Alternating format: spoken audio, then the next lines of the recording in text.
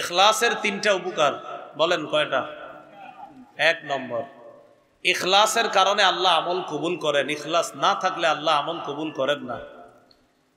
হাদিসের কিতাব নাসাই 3140 নম্বর হাদিস।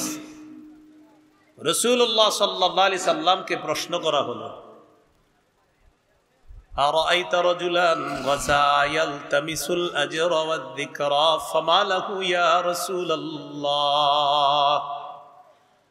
হুজুর, এক ব্যক্তি আল্লাহর রাস্তায় জিহাদ করেছে, তার উদ্দেশ্য হলো আল্লাহর কাছ থেকে সওয়াব কামাই করা আর মানুষের কাছ থেকে বাহবা কামাই করা, এটা হলো তার উদ্দেশ্য। এক ব্যক্তি আল্লাহর রাস্তায় জিহাদ করেছে, তার উদ্দেশ্য হলো আল্লাহর কাছ থেকে প্রতিদান পাওয়া আর মানুষের কাছ থেকে বাহবা কামাই করা। মানুষ বলবে লোকটা অনেক বড় পালোয়ান। ফামালাহু ইয়া রাসূলুল্লাহ, হুজুর এই ব্যক্তি কি পাবে, কি সওয়াব পাবে? নবী জবাব দিলেন, লা শাইআ লাহু, সে কিছুই পাবে না।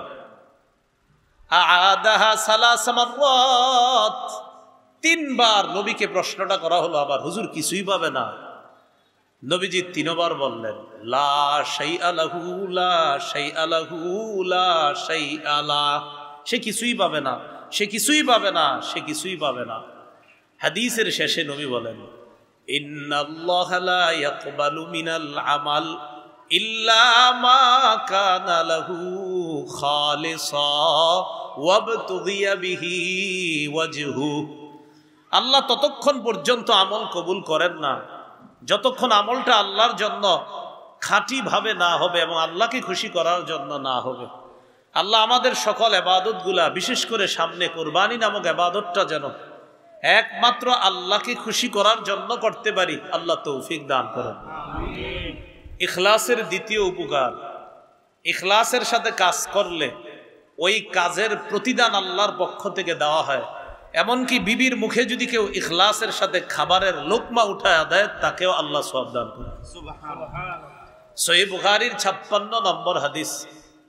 সাদ ইবনে আবি ওয়াক্কাস রাদিয়াল্লাহু তাআলা আনহুকে রাসূলুল্লাহ সাল্লাল্লাহু আলাইহি সাল্লাম বলেন, ইন্নাকা লান তুনফিকা নাফাকাতান তাবতাগী বিহা ওয়াজহাল্লাহ ইল্লা উজিরতা আলাইহা হাত্তা মা তাজআলু ফি ফামি ইমরাআতিক। তুমি যতক্ষণ পর্যন্ত আল্লাহকে খুশি করার জন্য দান সদকা করবা, ততক্ষণ তোমাকে ওই দানের প্রতিদান আল্লাহর পক্ষ থেকে দেওয়া হবে। এমন কি, সবাই বলেন এমন কি, তুমি যদি তোমার বিবির মুখে যা উঠিয়ে দাও, খাবার উঠিয়ে দাও, ইখলাসের সাথে যদি আমলটা করো, এটারও প্রতিদান আল্লাহ দান করবেন। বিবিরে কেউ খাওয়াই দিস ইখলাসের সাথে, এটার প্রতিদানও আল্লাহ দান করবেন। ইখলাসের 3 নম্বর উপকার, গুনাহ মাফ হয়। সহিহ বুখারী 3467 নম্বর হাদিস। বাইনামা কালবুন ইউতিফু বিরাকিয়া কাদা ইয়াকতুলুহুল আত ফারাআতহু বাগিয়ুম মিন বাগায়া বনি ইসরাঈল।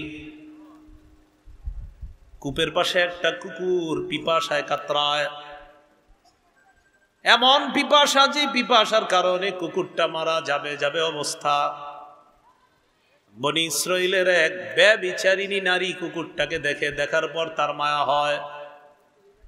ইখলাসের সাথে নাজাআত মুকাআহা, ওই নারী তার মৌজা খুলছে, খোলার পর মৌজা দিয়ে পানি আনছে, আনার পর ফাসাকাতহু, কুকুরকে পানি পান করায়া দেয়। আল্লাহ নবী বলেন, ইখলাসের সাথে আমল আল্লাহ এত কবুল করেছেন, গুফিরা লাহা বিহি, এতটুকু একটা ইখলাস ওয়ালা আমলের কারণে তার আগের সব গুনাহগুলা মাফ করে দেওয়া হয়। ইখলাস